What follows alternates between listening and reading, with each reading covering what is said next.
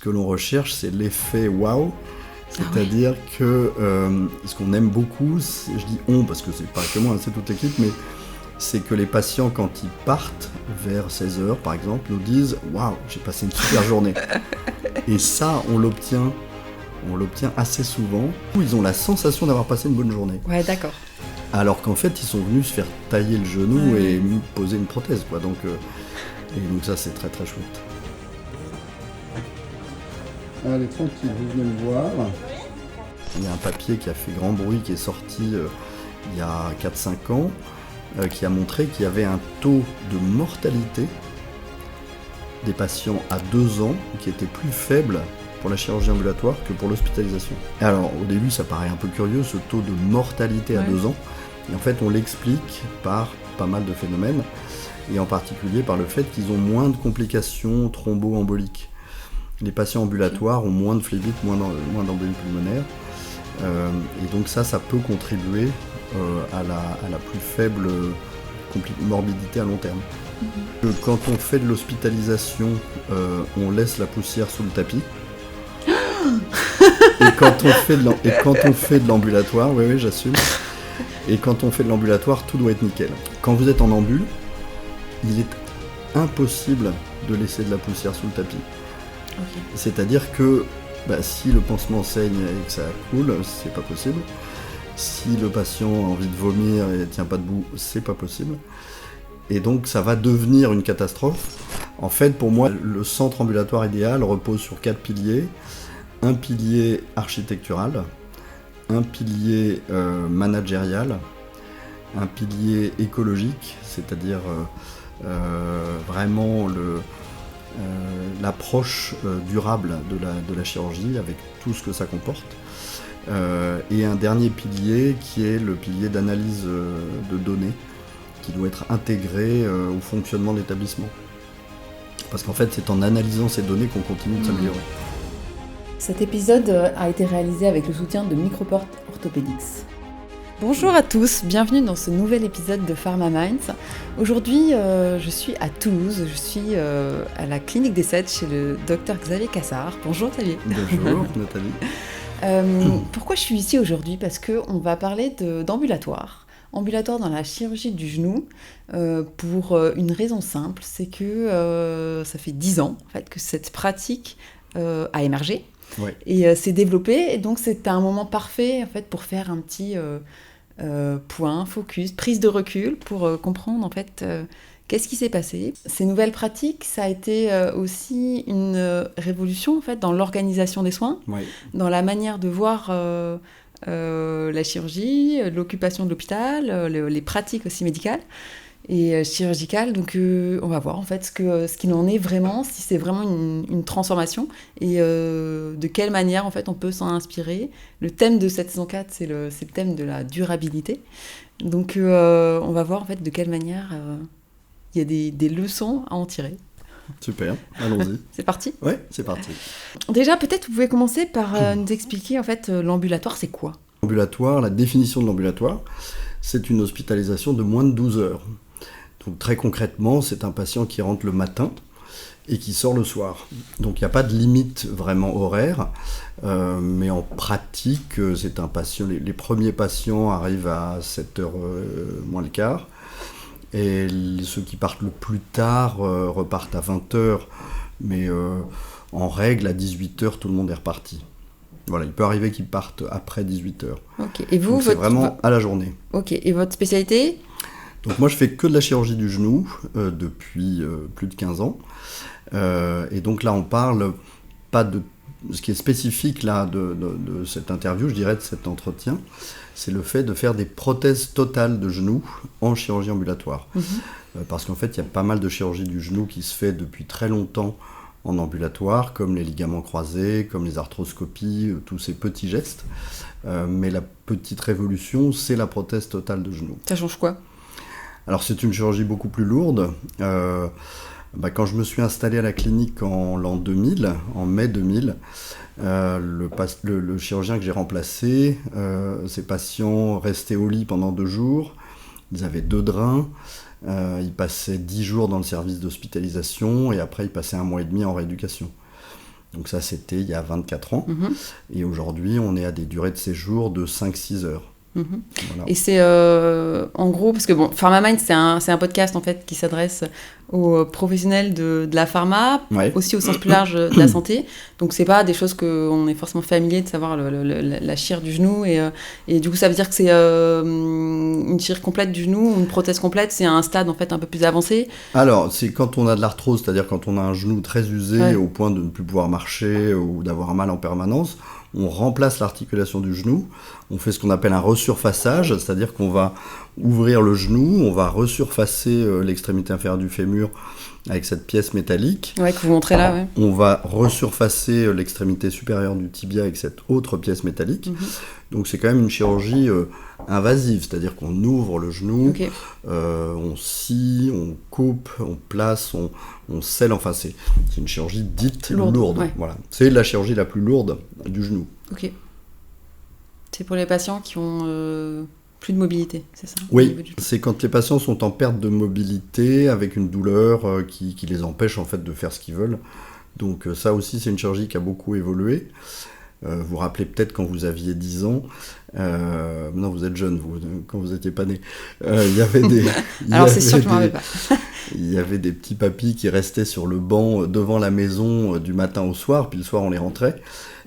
C'est qu'à l'époque il n'y avait pas de prothèse de genou, donc les gens étaient arrivés au terme de l'évolution de cette arthrose et ils ne pouvaient plus marcher. Ok. Voilà, grâce à la prothèse de genou, on permet aux patients de remarcher. Ok. Et pour plein d'entre eux de refaire du sport, du ski, Ok. de la montagne, de la planche à voile, etc. Ok. Mais du coup, c'est une maladie de l'âge? C'est une maladie multifactorielle. C'est une maladie de l'âge, oui, mais vous avez des gens de 90 ans qui ont des genoux impeccables, et vous avez des gens de 50 ans qui ont un genou complètement détruit. Donc c'est très multifactoriel. Il y a des histoires traumatiques, on peut se casser les ligaments croisés à 20 ans, se faire opérer des ménisques à 25 ans, et commencer l'arthrose à 35, et arriver à la prothèse à 50. Ça, Ok. c'est une histoire assez banale. Ok. Et puis, oui, il y a aussi l'âge. Il y a des gens, et puis il y a des gens qui ont de la maladie arthrosique, c'est-à-dire qu'ils ont des arthroses de hanches, de genoux, d'épaules. Donc c'est très multifactoriel. Et ça, vous le proposez en fait, la chire ambulatoire sur le genou, vous le proposez à des jeunes, des vieux, tout le monde? Alors au début, donc on a commencé la prothèse totale de genou en mai 2014. Et au début, on a vraiment sélectionné les patients. C'était des patients jeunes, c'est-à-dire 60 ans. Parce que jeune, tout est relatif, bien sûr. Jeune pour une prothèse, c'est 60 ans. C'est la bonne nouvelle. C'est la bonne nouvelle. Ouais. C'est-à-dire que les patients de plus de 70 ans, au tout début, on les gardait une nuit ou deux. Et après, on a étendu cette indication de la chirurgie ambulatoire à tous les patients. Ok. Donc, Vous allez nous raconter du coup Oui, bien comment sûr. ça se passe. Bien sûr, ouais. Et on peut peut-être faire un petit état des lieux sur la chire ambulatoire. Je sais pas si c'est pareil, que ce soit le genou ou d'autres spé, mais en gros, peut-être vos chiffres, les chiffres que vous connaissez sur je sais pas, le volume de cette pratique, l'évolution des soins, Alors, je sais pas, de l'efficacité. bien sûr, En fait, ouais. on a un peu un ordre de grandeur de... c'est l'ordre quoi, de grandeur, quand on c'est a quoi ce qu'il faut démarré, savoir alors je précise quand même on, parce que j'ai pas été le premier Ouais. en France à le faire, Il faut rendre à César ce qui est à César. Le premier chirurgien à avoir fait des prothèses en ambulatoire est à Strasbourg, il s'appelle Jérôme Villeminot, et c'est en allant le voir que j'ai embrayé sur cette pratique.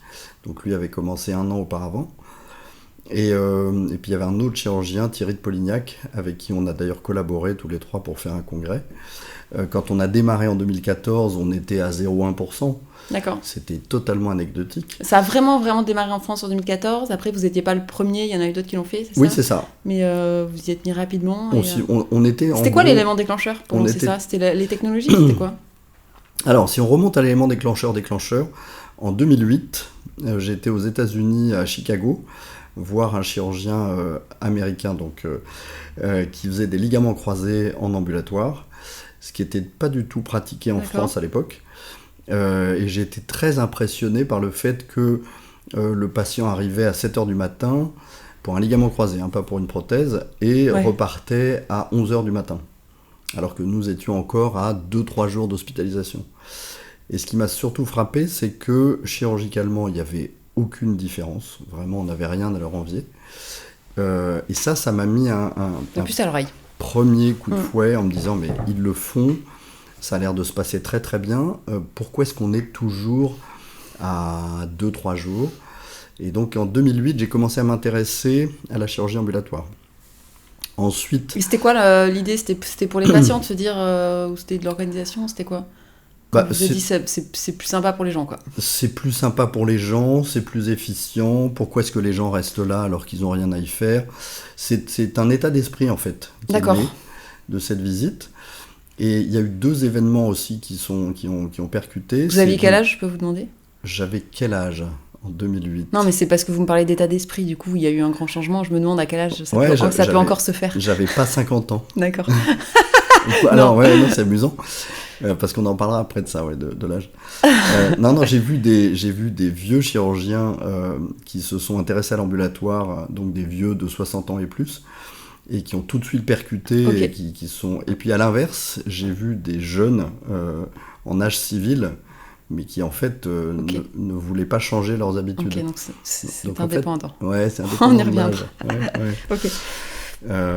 Et donc, oui, l'autre... Chicago, ouais. Il y a eu Chicago qui a été un premier facteur déterminant, et l'autre facteur qui a été complètement étranger à la médecine proprement dite, c'est que la clinique dans laquelle je travaillais a été rachetée par un groupe suédois qui s'appelait Capio à l'époque, qui a disparu depuis, et qui était dirigé par un chirurgien qui était très branché sur tout ce qu'on appelle la récupération rapide après chirurgie, le concept ERAS, et qui nous a emmenés pour nous intéresser au sujet en Suède. Et là, on a été visiter l'Arthro-clinique, qui est une clinique qui ne fait que de l'ambulatoire.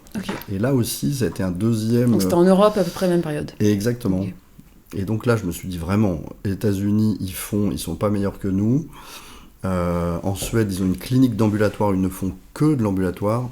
Il faut qu'on s'y mette. Ok. Voilà. Et aujourd'hui, du coup, ça s'est monté doucement en puissance? Doucement, pas doucement? C'est monté doucement en puissance. Alors les ligaments croisés, moi j'ai été un des tout premiers à le faire aussi en 2010. Et quelques années après, ça a suivi, mais c'était quand même beaucoup plus simple de faire des ligaments croisés. Et les prothèses totales de genoux, donc 2014 pour moi, ça a été plus lent comme démarrage. Et aujourd'hui, j'ai pas les derniers chiffres, mais on doit être à 6-7% de prothèses en ambulatoire. En national? Ouais. Donc ça monte, incontestablement, mais ça monte très doucement. Et les ligaments, par contre, c'est les ligaments, habituel. maintenant, c'est quasi 100%. Mais c'est pas 100% encore. Ok. Et il y a une différence, je sais pas, du coup, de type d'endroit, je sais pas, c'est plus facile. On reviendra après sur tous les détails, en fait, le côté multi-paramètres de l'ambulatoire. Je sais pas, cette expérience, quoi. Mais... aujourd'hui, dans ce qui se passe, c'est plus ça se passe en clinique ou plus à l'hôpital, ou il y a un type de... Alors oui, incontestablement, ça a démarré en clinique, parce qu'il y a un certain dynamisme pour ces nouvelles techniques. Une fluidité plus facile, quoi. Une agilité. Après, c'est vrai que les CHU ou les centres hospitaliers s'y sont mis. Il y a par exemple à l'hôpital d'Albi, qui n'est pas le centre du monde en chirurgie, mais... il y avait un chirurgien extrêmement dynamique qui s'appelle Pascal Carivin, qui est venu me voir au tout début de l'expérience, qui a tout de suite percuté lui aussi, et qui a mis en place de la chirurgie ambulatoire prothétique très rapidement dans un centre hospitalier. Donc c'est possible en fait, dans toutes les structures. Ça dépend beaucoup de l'impulsion qui vient soit du chirurgien, soit de l'anesthésiste, soit de l'équipe. D'accord. Comment vous voulez me raconter en fait ce que ça change, enfin les paramètres que ça impacte, les grandes dimensions en fait qu'il faut prendre en compte, parce qu'il y a forcément de l'organisation des soins, il y a de la pratique médicale. Comment vous voulez Alors, parce que j'imagine que c'est aussi aujourd'hui, 10 ans après, on a un peu de recul. Il y a aussi, vous êtes capable de dire en fait les bonnes pratiques qu'il y a. Alors moi, j'imagine que tout est arrivé un peu petit à petit. Exactement. Donc moi, ce que j'ai coutume de dire, c'est que l'ambulatoire est un formidable laboratoire de qualité. C'est-à-dire que pour faire de l'ambulatoire, et que ce ne soit pas une aventure pour chaque patient et aussi pour les équipes, c'est-à-dire qu'on n'est pas des patients qui reviennent aux urgences toutes les nuits, qu'on n'ait pas des tas de difficultés qui s'ajoutent, parce que ça serait vite impossible. C'est un laboratoire de qualité. Ça veut dire quoi ? Ça veut dire qu'en fait, il faut travailler sur tous les aspects de la chirurgie, de l'anesthésie, de l'organisation, de la préparation, tous les aspects auxquels on ne s'était pas intéressé avant, en fait. D'accord. Donc ça, c'est très intéressant. Donc c'est effectivement une préparation à la chirurgie qui est améliorée. C'est des anesthésistes avec lesquels on collabore de manière très étroite. Et alors là, moi je le dis à tous les collègues qui viennent se former, parce que j'ai pas mal de chirurgiens qui viennent me voir pour cette pratique. Et je leur dis, le mieux, c'est de venir avec l'anesthésiste avec lequel ils travaillent. C'est vraiment une affaire d'équipe. Un anesthésiste ne peut pas faire d'ambulatoire si le chirurgien ne veut pas en faire, mais un chirurgien ne peut pas faire de chirurgie ambulatoire si l'anesthésie ne suit pas. Donc ça, c'est très important. Parce que ça change vraiment la manière de pratiquer. Ah oui, c'est fondamental. Vous voulez nous en parler un peu ? Bien sûr. Alors, du versant anesthésiste, ouais. Vous voulez dire ? Ouais, on peut commencer par ça. Bien sûr. Donc l'anesthésie, il faut bien comprendre qu'une anesthésie, entre guillemets, je mets bien des guillemets, mal faite ou non compatible avec la chirurgie ambulatoire, c'est un patient qui va avoir du mal à se réveiller, qui va avoir des nausées éventuellement, qui ne va pas se sentir bien, qui va avoir une tension basse, qui va avoir du mal à se lever, qui ne pourra pas marcher. C'est tous ces paramètres-là qui dépendent de l'anesthésie et uniquement de l'anesthésie. Et donc si vous avez un anesthésiste très proactif, c'est-à-dire qui anticipe toutes ces péripéties post-anesthésie, et ben on peut avoir un patient qui, 3 heures après la chirurgie, est debout, à manger, se sent bien, est dynamique et se lève. Peut-être vous passerez un petit morceau de film d'une patiente que j'ai filmée hier, là, qui a un peu plus de 70 ans, et qui, 3 heures après sa chirurgie, s'est levée, est repartie avec son mari et est rentrée à la maison. Allez, tranquille, vous venez me voir et allez voir votre mari. Donc ça dépend complètement de l'anesthésiste, de ses pratiques. Alors c'est vrai qu'on pourrait rentrer encore plus en détail sur le type d'anesthésie, sur les produits utilisés, sur le monitoring du patient pendant la chirurgie. On peut aller plus loin si vous voulez. Ouais, allez-y. Hein. Alors, par exemple, ce qu'on appelle le jeûne moderne. Jusqu'à il n'y a pas très longtemps, les patients restaient à jeun depuis la veille. C'est-à-dire que vous prenez une dame de 80 ans à qui on dit de rester à jeun depuis la veille. Elle prend son dîner le soir un peu tôt, mettons vers 19h. Et ensuite, elle ne mange plus, elle ne boit plus. Et elle est opérée, par exemple, à 10h du matin. Donc elle est à jeun, elle est déshydratée, elle est crevée. Okay. Et donc elle est en mauvaise condition finalement. Okay. Avec le jeûne moderne, jusqu'à 2 heures avant ce qu'on appelle l'induction, c'est-à-dire le début de l'anesthésie, on va faire absorber aux patients des boissons sucrées. Donc un jus de pomme, un jus de raisin, un jus d'orange sans pulpe. Et comme ça on les sucre, on les hydrate et ils sont en bonne forme. Okay. Autre point d'anesthésie, on ne fait plus de prémédication. Avant, pour que les patients soient un peu plus relax avant la chirurgie, on leur donnait un sédatif avant d'être endormis. Et donc, quand ils se réveillaient de l'anesthésie, ils étaient encore sous l'effet du sédatif et encore amortis. Donc là, il n'y a plus du tout de prémédication. Mais par contre, on s'occupe des patients pour les détendre avec des méthodes non chimiques. D'accord. Donc on essaye de créer une bonne ambiance. Là, on implique les équipes pour qu'elles soient souriantes, pour qu'elles soient peu stressantes en fait. D'accord. Et donc le fait de supprimer cette prémédication, ça permet aussi au réveil d'avoir des patients beaucoup plus détendus. Okay. Et c'est là où l'architecture peut jouer un rôle aussi. Okay. Si on est dans un environnement architectural agréable, on va avoir un patient qui a moins l'impression d'être hospitalisé. Et donc qui va mieux vivre sans stress son intervention. Ouais, donc il y a en fait il y a aussi un grand volet de ce que je comprends qui vient du patient en fait. Vous allez chercher que le patient devienne plus moteur ou engagé dans son... Ouais, voilà, alors ça c'est le grand truc, c'est le patient acteur de ses soins. Acteur, ouais. Voilà, le patient acteur, donc ça on l'a entendu 100 fois à propos de l'ambulatoire, c'est très vrai. Après il ne faut pas que ce soit qu'une phrase, il faut aussi que ce soit une réalité. D'où aussi la préparation à la chirurgie.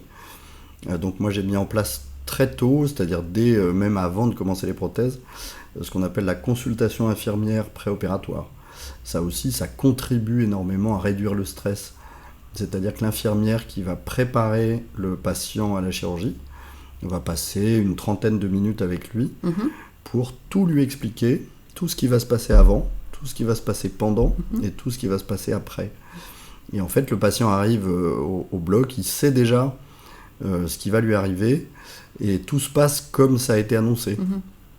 Donc ça diminue complètement le stress. Et ça, c'est très important. Donc c'est vraiment très multifactoriel, cette préparation. Et votre histoire d'architecture aussi, d'organisation du site, du centre, ça veut dire quoi ? Ça c'est encore un autre volet. Quand on compare nos organisations architecturales des établissements de soins français, ils sont issus d'une architecture qui repose sur des pratiques d'il y a 20 ou 30 ans. On fait d'ailleurs quelques communications là-dessus, sur l'impact de l'architecture sur la chirurgie ambulatoire. Oui, ça a un impact sur le fonctionnement des équipes, ça a un impact sur le cheminement des patients, c'est-à-dire que dans un hôpital conventionnel, vous avez un patient qui arrive au bureau des entrées, ensuite il va du bureau des entrées au service d'hospitalisation, ensuite du service d'hospitalisation au bloc opératoire, ensuite il repart au service ambulatoire. Ensuite, c'est grand aussi. C'est grand, il y a beaucoup de pertes de temps, ce qui augmente aussi le stress.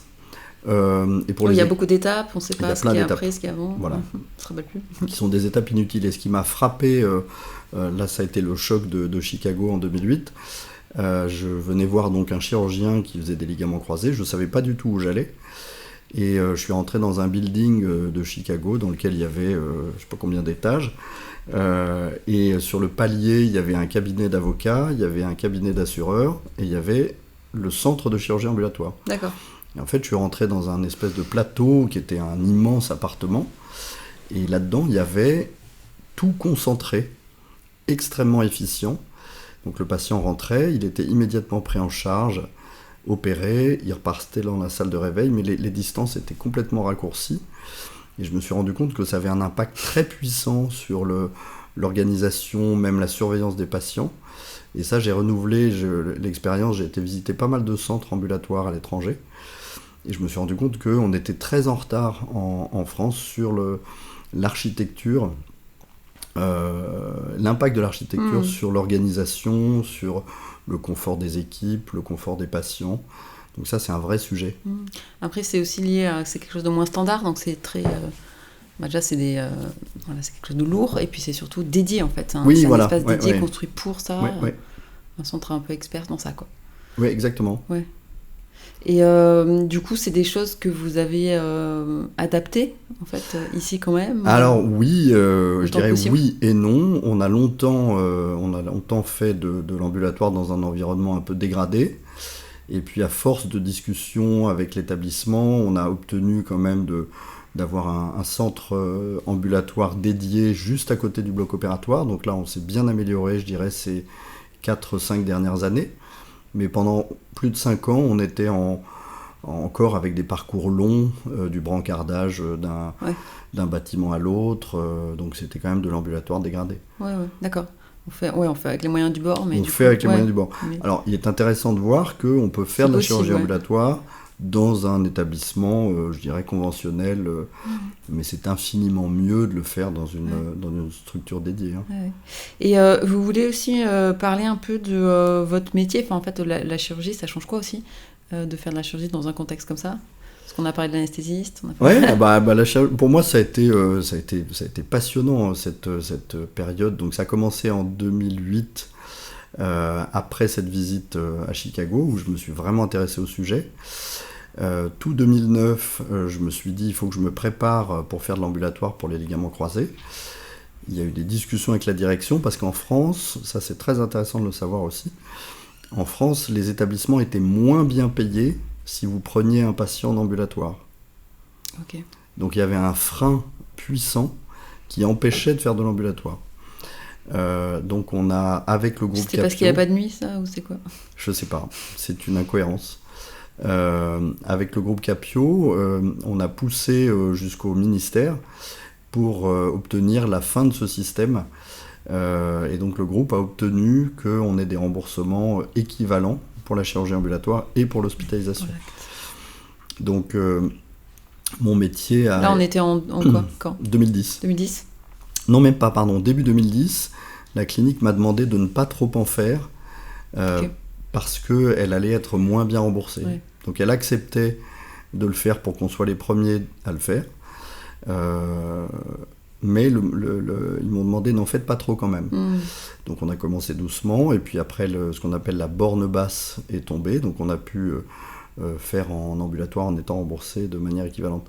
Alors pour moi, ça a été très très intéressant. D'abord ça a relancé un peu l'intérêt pour mon métier, puisque je me suis intéressé à des nouveaux sujets. D'abord la relation avec l'anesthésiste a été considérablement améliorée, on s'est mis à travailler ensemble vraiment.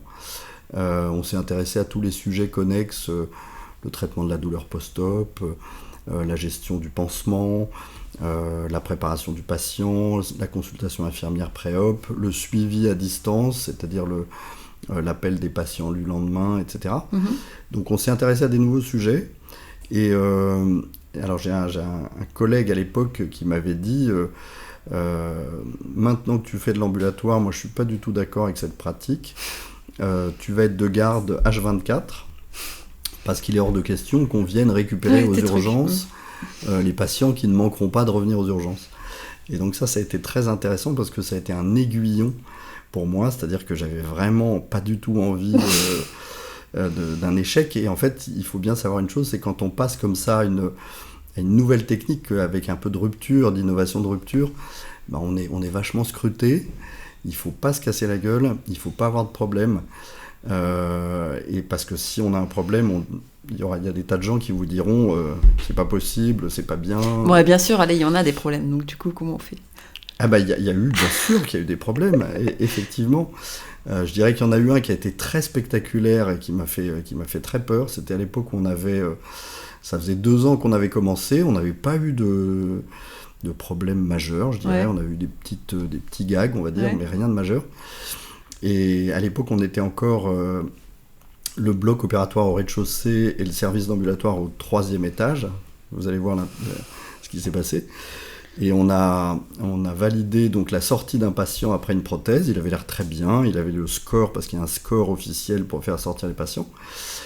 Et il a pris l'ascenseur, il est descendu au rez-de-chaussée, et quand l'ascenseur s'est ouvert, il a fait un malaise vagal, c'est-à-dire une chute de tension, et il s'est étalé dans le hall d'entrée de la clinique.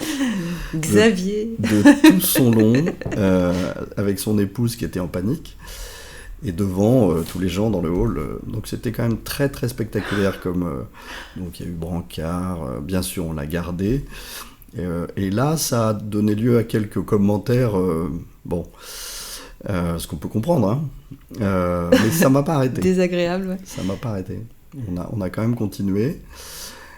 Et vous c'est marrant, ça me fait penser à une discussion avec le professeur Eric Vibert, qui parlait de la chirurgie, qui fait de la chirurgie thoracique, qui parlait en gros, droit à l'erreur. Oui, exactement. Il parlait d'apprendre, en fait, tout ça qu'il y a derrière, quand on fait une erreur, d'apprendre, qu'est-ce que c'est l'erreur qu'il y a eu vraiment ? Est-ce que c'est...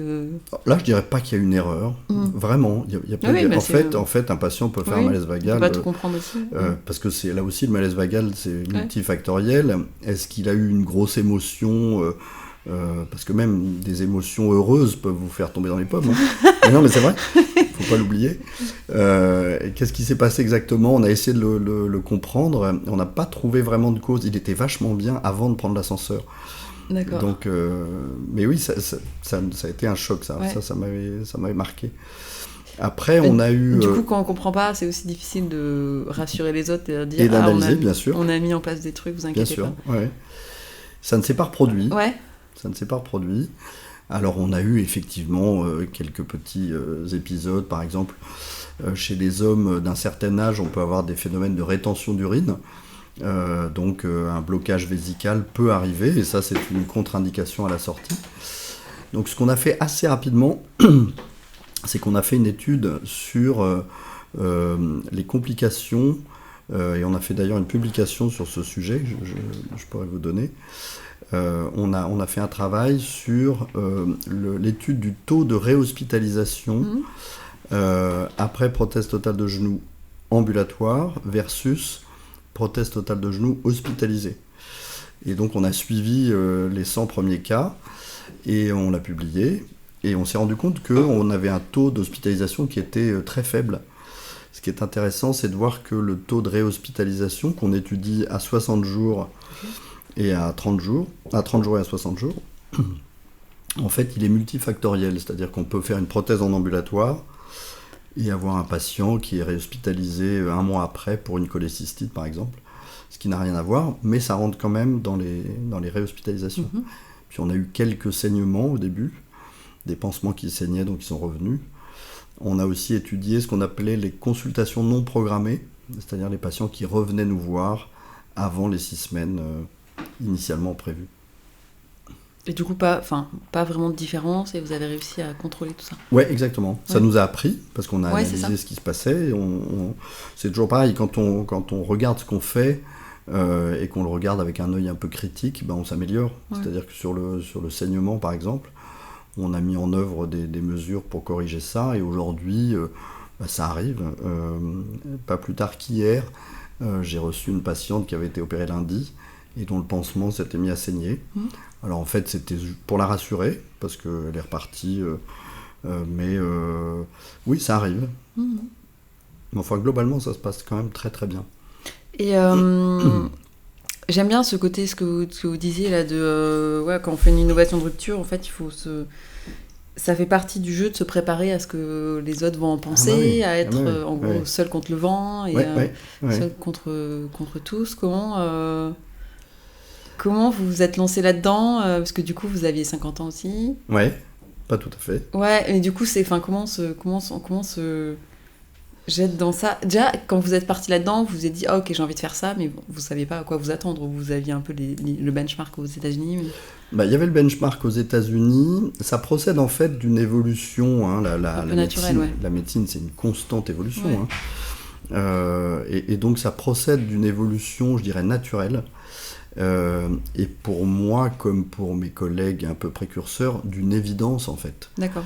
Ça procède vraiment d'une évidence. D'accord. Et donc du coup, quand c'est encore plus comme ça une évidence, et on se dit ok, il va falloir faire une innovation de rupture qui est une évidence.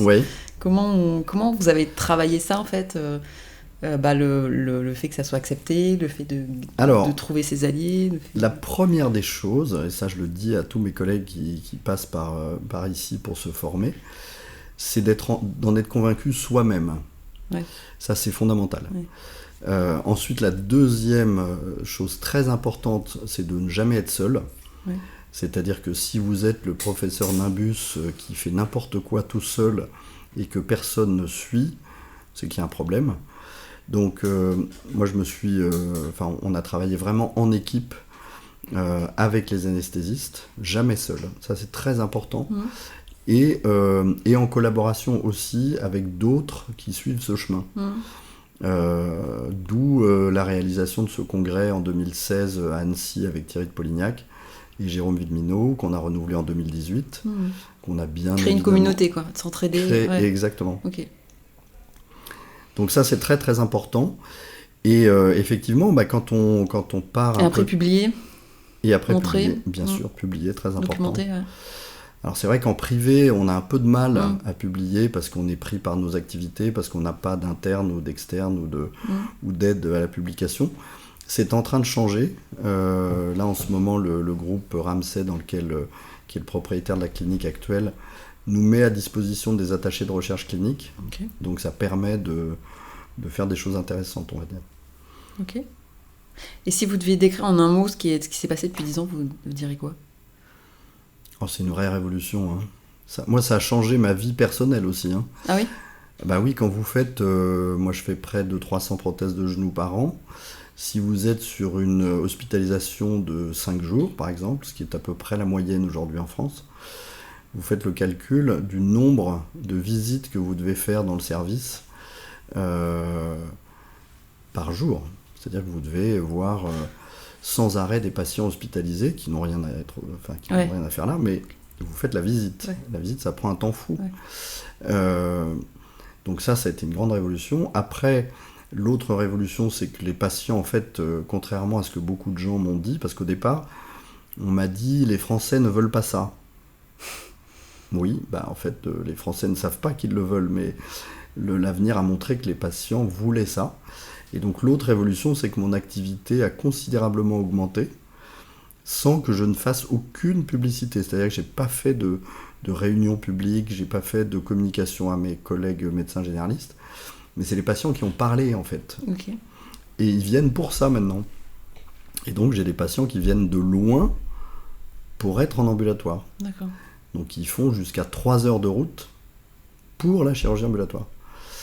Et donc la révolution, ça a été augmentation de l'activité, modification complète de ma pratique quotidienne et de ma façon de mon rapport même à l'établissement. Et puis plein de partages avec des collègues en France et à l'international. Donc ça, c'est passionnant. Et ça a été passionnant. C'est une aventure, en fait, d'innovation médicale. Ouais. De collaboration avec les anesthésistes, de discussion à n'en plus finir avec les détracteurs. Non, c'est passionnant. Et comment vous avez accompagné ça, les discussions avec les détracteurs ? Ça fait l'objet quand on a des réunions, des congrès, des réunions scientifiques. Ils disent quoi ? Les détracteurs, où ils étaient là au départ. Ouais, au début, ouais. Ils disaient que c'était pas bien, que c'était dangereux, qu'on allait avoir des problèmes. Et puis maintenant, ils commencent, par exemple, il y a un papier qui a fait grand bruit, qui est sorti il y a 4-5 ans, qui a montré qu'il y avait un taux de mortalité des patients à 2 ans qui était plus faible pour la chirurgie ambulatoire que pour l'hospitalisation. Ok. Alors, au début, ça paraît un peu curieux, ce taux de mortalité à 2 ans. Et en fait, on l'explique par pas mal de phénomènes, et en particulier par le fait qu'ils ont moins de complications thromboemboliques. Les patients ambulatoires ont moins de phlébite, moins d'embolie pulmonaire.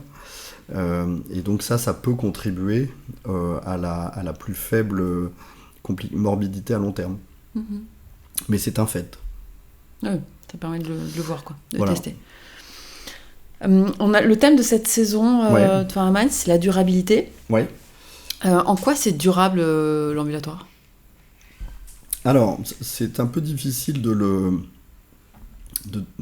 la durabilité, ça regroupe plein de choses. Ça regroupe plein de choses. Probablement le fait que l'on réduise l'hospitalisation avec tout ce que ça nécessite en hospitalisation, d'utilisation de différents matériels à usage unique notamment, qui sont utilisés pour soigner ces gens. On utilise moins, du coup. Ah oui.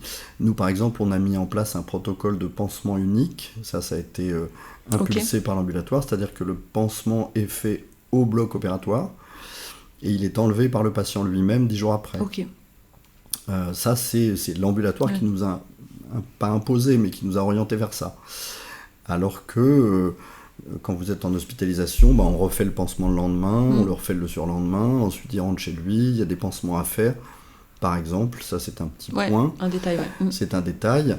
La réduction des anticoagulants, donc on va réduire aussi le nombre d'injections, ça aussi c'est un petit quelque chose. Et après, donc moi je travaille sur l'intégration d'un centre ambulatoire idéal dans lequel on prendrait en compte tous les impacts environnementaux. Mais ça, c'est un travail de structure, c'est un travail d'équipe, c'est très puissant. Donc vous dire aujourd'hui que l'ambulatoire... Et c'est quoi du coup l'enjeu ? C'est quoi ? C'est vraiment de réduire l'impact environnemental d'une pratique comme ça, c'est ça ?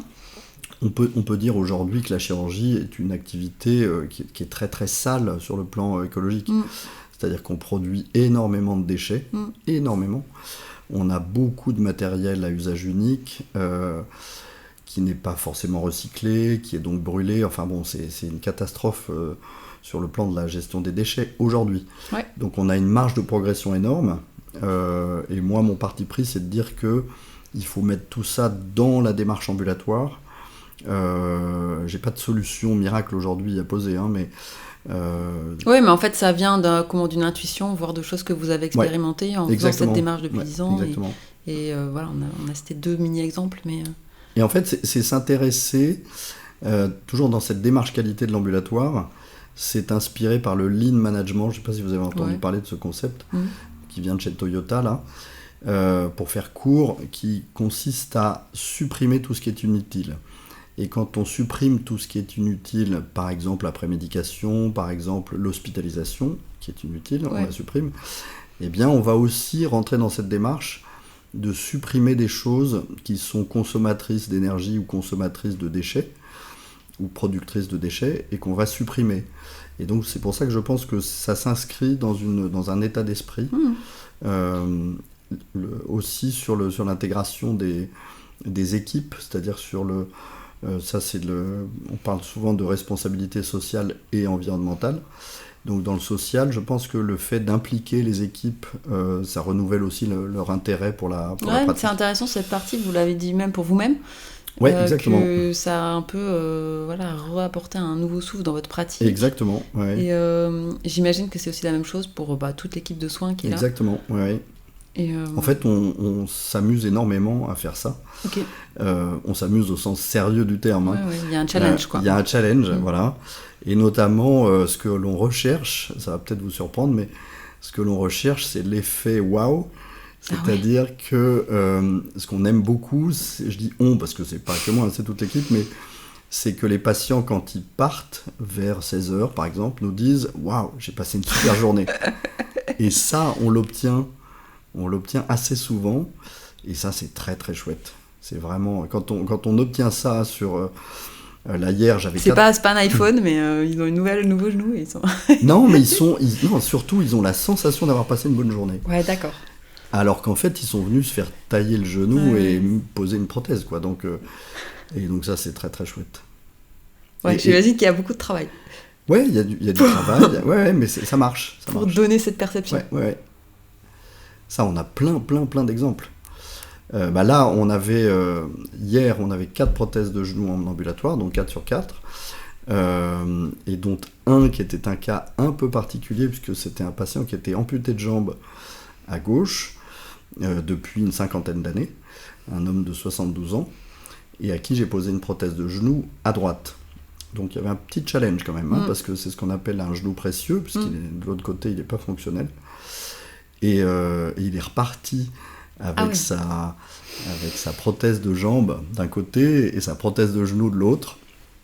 Et il était super content, il était très ému en fait.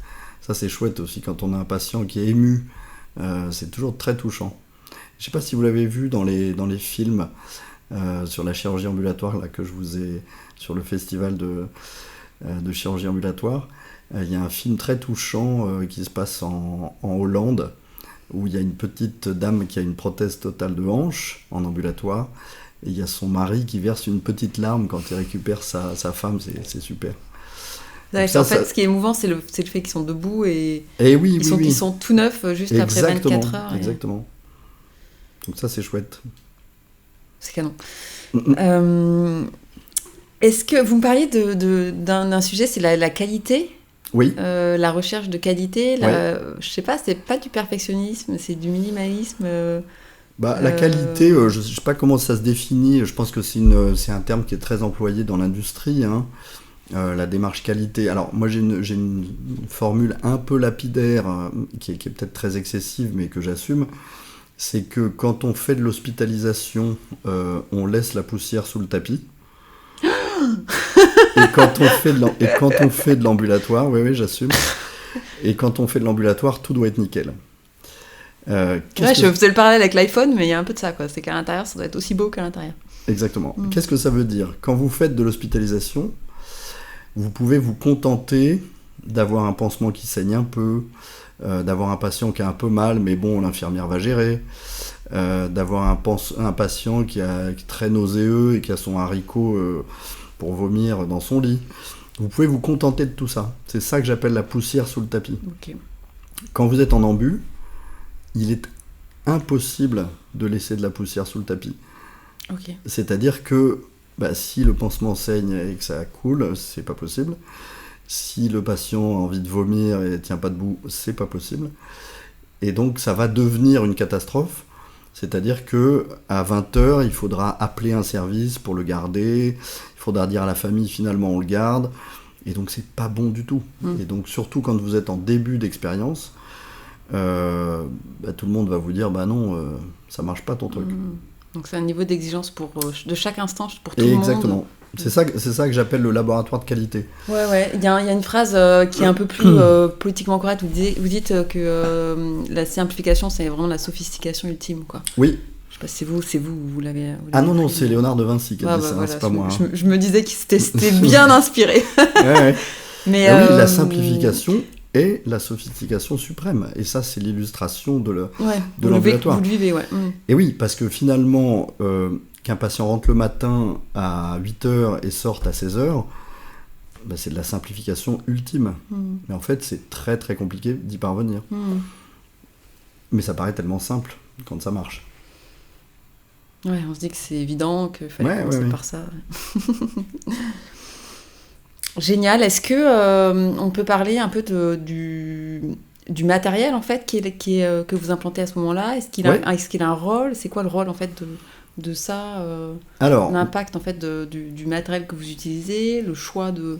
Il y a deux aspects. Il y a deux aspects dans votre question. Il y a un aspect chirurgical et un aspect matériel. D'un point de vue chirurgical, moi ce que je dis toujours, c'est que l'ambulatoire, on doit faire en ambulatoire une chirurgie à laquelle on est habitué, qui soit reproductible, en laquelle on ait confiance, et pour éviter au maximum des aléas, des complications péropératoires ou post-opératoires immédiates, c'est-à-dire dans les quelques heures qui suivent. Donc ça, c'est un préalable qui est indispensable, et à ce titre, l'hyperspécialisation est vraiment fondamentale. D'accord. Pour ce qui concerne le matériel, alors moi j'utilise depuis 10 ans une prothèse qui s'appelle la Medial Pivot, qui est un implant qui cumule des avantages qui me vont bien pour cette pratique. C'est-à-dire que c'est un implant qui procure une sensation de stabilité immédiate. C'est-à-dire que les patients ont tout de suite cette sensation d'être tenus, de bien marcher. Et il y a un petit paramètre biomécanique aussi, c'est que ça procure une bonne tenue du muscle quadriceps. C'est-à-dire que c'est des gens qui, d'emblée, arrivent à marcher sans attelle. Réactivent leur muscle, on n'a pas besoin de faire de kiné. Voilà. Alors, on n'a pas besoin de faire de kiné, ça c'est un autre sujet. Ils peuvent ressortir. C'est surtout s'il y a un différentiel qui doit jouer pour le post-op immédiat, c'est-à-dire retour à la maison le jour même, il faut qu'il y ait cette sensation de stabilité puissante. Alors, c'est pas l'exclusivité de cet implant, bien évidemment, mais je l'ai avec cet implant, ça c'est indéniable. Donc ça c'est très précieux, c'est très utile. Après, là aussi, il faut, comme je disais, il faut maîtriser sa technique chirurgicale. Je crois pas qu'il faille changer d'implant pour faire de la chirurgie ambulatoire. Ouais, c'est ça, c'est que ça fait 20 ans que vous utilisez ça. 10 ans, celle-là. 10 ans que vous l'utilisez, donc vous avez commencé à l'utiliser quand vous avez fait de l'ambulatoire. D'accord. Ouais, mais ça, c'est un peu le hasard. Ouais. Après, c'est arrivé comme ça, mais du coup, c'est arrivé comme vous êtes un peu ce qu'il faut pas faire, quoi. C'est-à-dire que ne pas changer d'implant. Exactement. Tout à fait, c'est vrai. Quand on fait son truc. Juste, sauf pour passer un meilleur implant. Il faut apprendre à le connaître aussi. J'imagine. Ce qui a été mon cas, oui. Donc oui, l'implant a un rôle. Alors je pense que on n'a pas fait d'études pour dire que tel implant était plus compatible avec la chirurgie ambulatoire, et je pense que ça sera très très difficile à établir, dans la mesure où, une fois de plus, c'est tellement multifactoriel que ça va être très difficile. Vous avez vos critères de base. Ouais. Ok. C'est en gros, vous vous basez sur acceptabilité du patient quand il l'a, quoi. Oui. Sensation de sécurité, de tenue, de stabilité, très important la stabilité. Parce qu'un patient qui se met à marcher avec un genou qui ne tient pas, il rentre pas chez lui. Parce qu'il faut bien intégrer que le patient va rentrer en marchant, dans la majorité des cas sans béquille, au bras de son conjoint souvent, jusqu'à sa voiture, et puis ensuite il va descendre de sa voiture, parce qu'il rentre en voiture personnelle. Il va descendre de sa voiture, il va rentrer chez lui, et après, tout vous échappe. Donc il faut que ça tienne, il faut que ce soit stable. Très très important. Donc le choix de l'implant fait partie de cette démarche qualité. C'est-à-dire qu'il faut prendre des implants. Il y a quand même des prothèses différentes. Voilà. D'accord. Et je connais rien de la vie après une prothèse, mais c'est des gens qui peuvent refaire du sport, c'est des gens qui peuvent, vous me disiez, oui, ils peuvent refaire même du ski, des choses comme ça. Il y a deux... Ça dépend du type de... Ça dépend un peu du type de prothèse aussi. Il y a deux phases dans le post-opératoire. Il y a les 6 premières semaines et le reste de la vie. Parce qu'en fait, moi c'est ce que j'ai coutume de dire aux patients, il ne se passera rien de fantastique avant 6 semaines. C'est-à-dire que c'est pas une chirurgie où 2 jours après, vous allez prendre votre vélo, vous allez prendre votre voiture, ou vous vivez votre vie. Ouais. Donc nous, on les accompagne, on les revoit 6 semaines après d'ailleurs, et on les accompagne avec un protocole d'auto-rééducation, c'est-à-dire que les patients ont un petit protocole d'exercice qu'ils vont faire chez eux. Ils vont s'auto-rééduquer, ce qui fait aussi partie de la démarche ambulatoire, ce qui à mon avis fait aussi partie... Et vous évitez carrément la kiné ou pas ? Oui. Ah oui. Oui. Et alors bon, ça se discute, je me fais pas que des amis parmi les kinés, parce que certains sont pas très contents de ça. Mais en revanche, je leur fais en préopératoire de la kinésithérapie, comme on prépare à l'accouchement, on prépare à la prothèse. Donc on a une 20aine de séances de kinésithérapie préopératoire. Oh, c'est cool. Ça, c'est très très bien, ça on l'a mis en place aussi. Et en post-op, de plus en plus, je fais de l'auto-rééducation. Et ça se passe très très bien. Donc les 6 premières semaines, le patient va faire de la cryothérapie, c'est-à-dire il va louer une machine pour envelopper son genou avec un bandage froid 5 fois par jour. Il va faire de l'auto-rééducation et il va progresser lentement sur ces 6 premières semaines. Et après, j'ai des patients qui font du ski. Vous avez une petite photo derrière là, d'un moniteur de ski qui a 2 prothèses de genoux. Voilà, il y a des guides de montagne, il y a un gars qui fait de l'escalade de glace. Oui. Avec une prothèse de genou, en fait, ce que j'ai coutume de dire, c'est qu'il n'y a pas de limite. C'est-à-dire qu'on fait tous les sports qu'on a envie de faire. La limite, c'est le patient. Donc dans les catalogues de sports extrêmes que j'ai après prothèse de genou, il y a un gars qui fait de la chute libre, c'est-à-dire du parachute. Ouais, il a pas besoin de tes genoux. Il y a un gars qui fait... Bon, il y a plein de vététistes, beaucoup de skieurs, beaucoup de randonneurs, il y en a qui font de l'escalade. J'ai un guide de montagne, 2 d'ailleurs, guide de haute montagne, et donc ils font leur vie. Il n'y a pas de limite. Et ça, quelle que soit la prothèse. Alors, on est en train de travailler là-dessus avec un collègue de Biarritz, là, Jérôme Urger. On fait une étude sur reprise de sport avec 3 concepts de prothèses différents.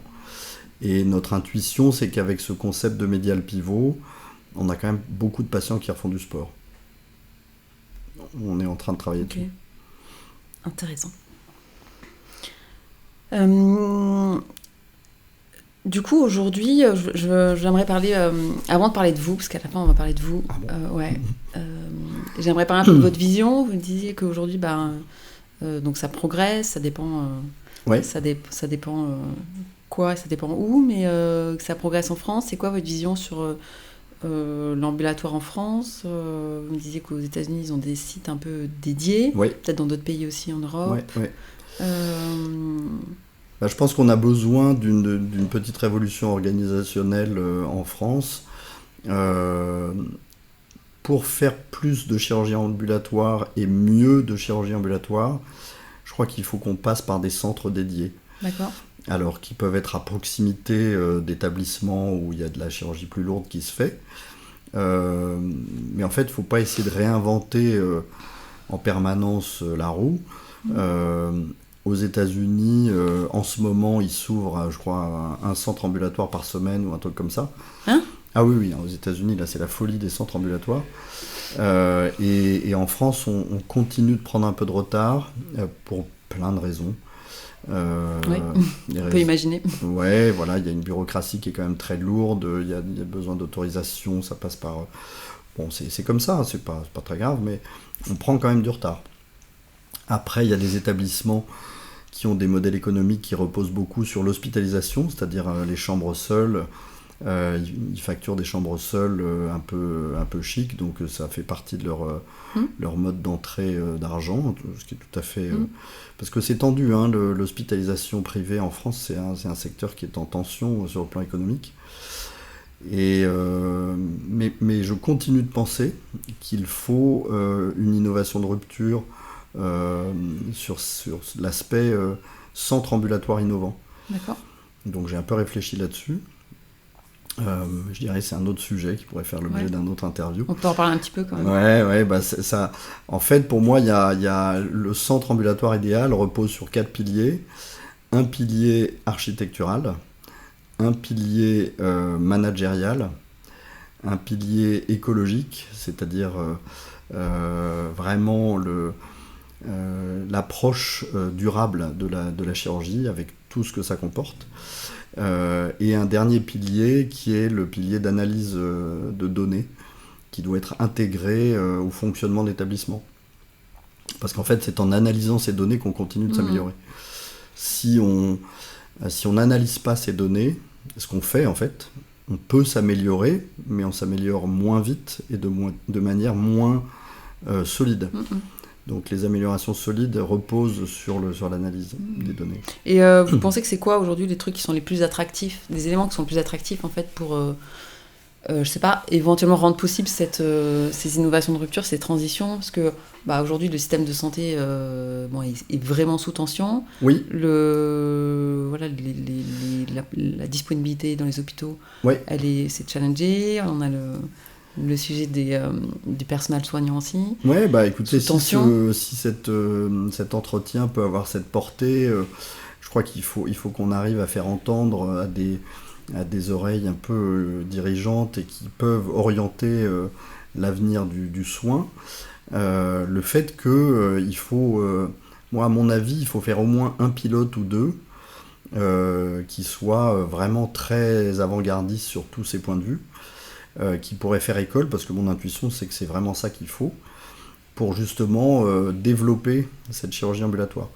Je pense que si on en est là où on en est aujourd'hui en France, c'est-à-dire un taux assez bas, c'est aussi lié au fait qu'on n'a pas les structures qui sont incitatives. Parce qu'en fait, quand vous prenez un jeune chirurgien, là on a un jeune chirurgien qui est arrivé à la clinique et qui est venu me voir en me disant c'est chouette, j'ai envie de faire de la prothèse en ambulatoire, comment je peux faire? Je lui dis c'est pas compliqué, déjà tu mets en œuvre tout ce qu'on a mis en œuvre et puis après tu verras si tu veux améliorer, mais commence par le début. Et il a démarré tout de suite et ça s'est très bien passé, il fait toutes ses prothèses en ambulatoire. Donc techniquement il fait que ça, il commence direct avec ça. Ouais, et il a commencé direct. Donc c'est pas non plus, je suis pas du tout un chirurgien au-dessus des autres. Oui, c'est ça qu'il faut essayer de comprendre bien aussi, sûr. De dire ok c'est élitiste, ok. Pas du tout. Il est dans son délire, c'est pas accessible ni à tout le monde, ni toutes les équipes, ni toutes les organisations. C'est tout à fait accessible. Mais si vous avez des structures, parce que moi je crois beaucoup au rôle du lieu dans lequel vous travaillez, si vous avez une structure qui est incitative, vous aurez beaucoup plus de gens qui passeront à l'ambulatoire.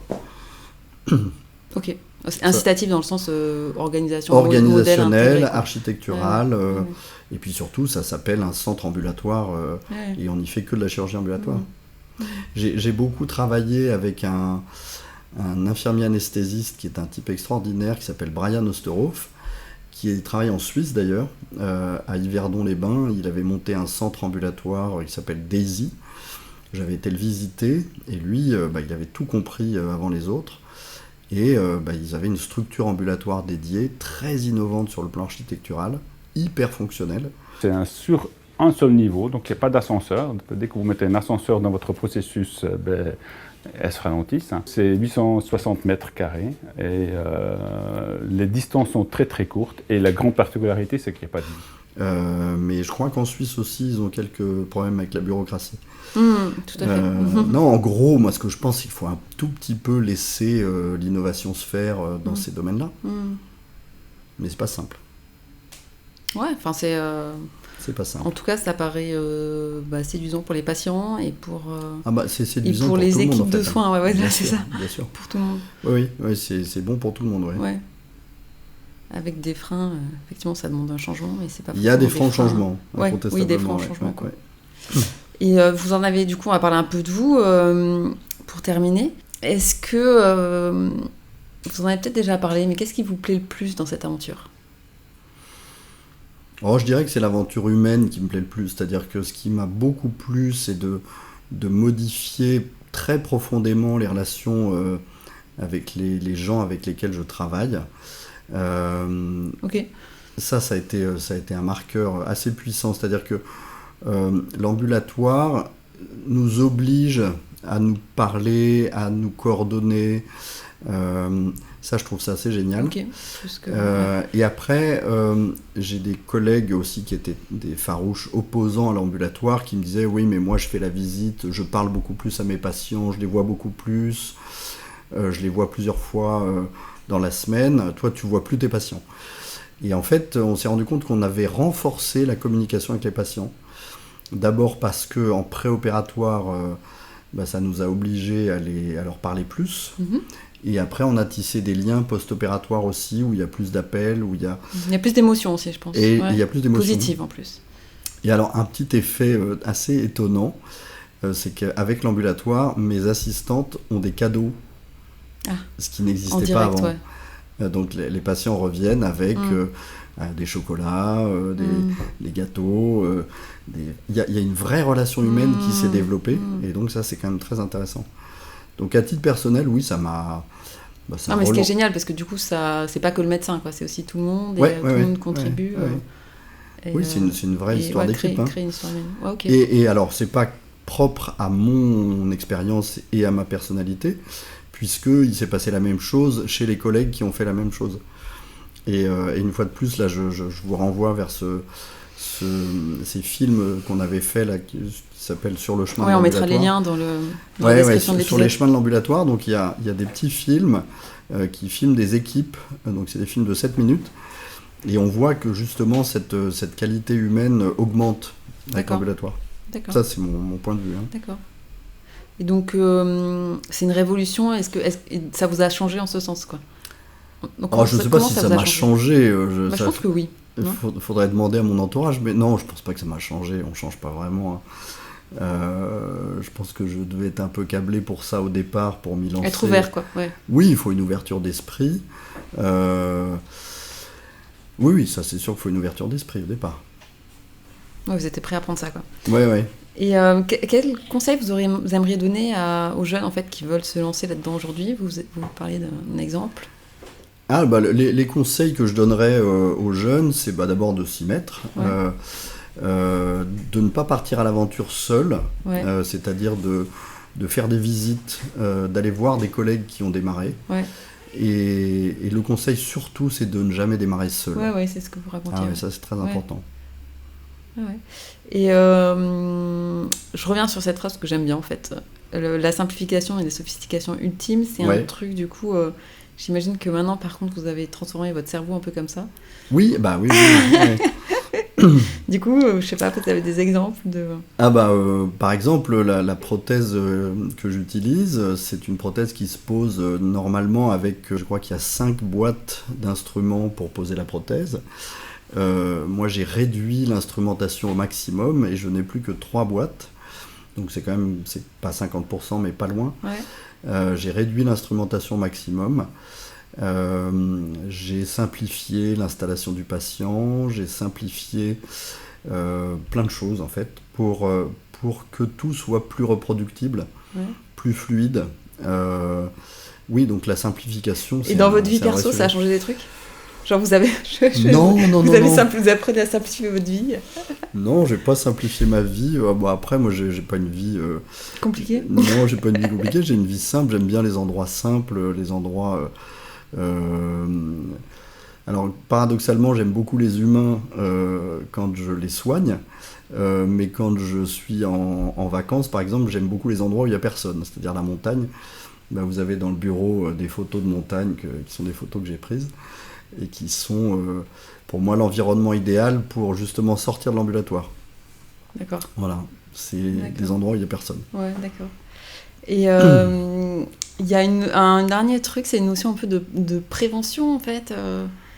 qu'il y a dans tout ça, parce que finalement, vous-même jusqu'à accompagner le patient en amont, vous essayez de le muscler, de le prévenir avant. Est-ce que alors oui, je pense qu'effectivement. Est-ce qu'il y a ça quelque part, je sais pas, dans oui, votre... sûrement. Alors consciemment ou non, pour l'ambulatoire, il faut vraiment s'occuper des patients. Et moi, je pense que ceux qui se disent en les hospitalisant, je m'en occupe mieux, se trompent. Pour les prendre en charge en ambulatoire, il faut vraiment s'en occuper. Et donc on s'en occupe avant, on s'en occupe pendant, et après on les suit, on garde un contact, alors qu'en hospitalisation, on délègue un peu plus, et je pense qu'on s'en fout un peu plus. Ouais. Mais bon, c'est très personnel. Merci beaucoup. Avec plaisir. Beaucoup, Xavier.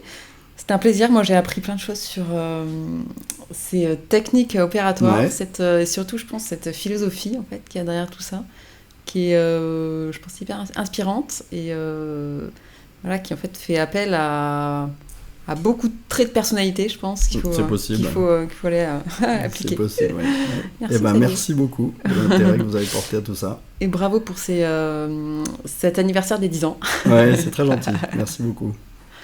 À bientôt. À bientôt. Bravo à vous d'avoir écouté jusqu'au bout cet épisode. Et merci d'être toujours plus nombreux à écouter PharmaMinds.